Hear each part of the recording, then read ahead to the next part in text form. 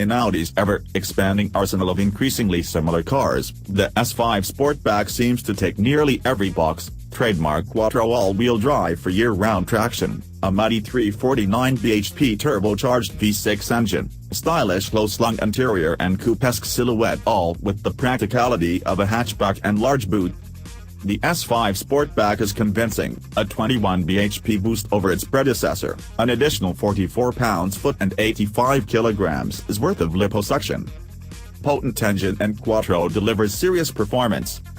This is unquestionably a quick car, thanks in part to its V6 delivering its maximum 369 pounds-foot to work output from as low as 1,370 revolutions per minute upwards. Allied with Quattro traction, the S5 rockets out of junctions, which is useful, given how infrequently you'll be let out of them. The new engine isn't the most characterful, but its 6-cylinder tally does result in it sounding much more interesting than the 4-cylinder Mercedes AMG CLA 45.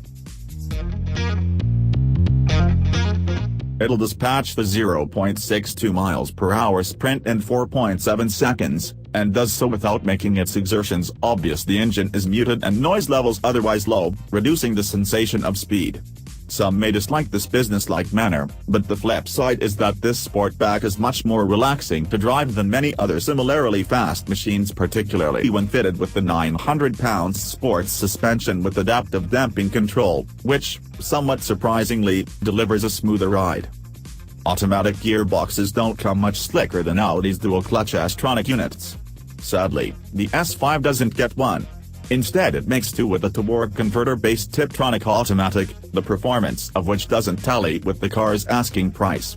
It's not uncommon for it to hesitate, and it's nowhere near as direct feeling as the dual-clutch alternatives. If you're just cruising around, that said, it does a perfectly serviceable job of picking the right ratio.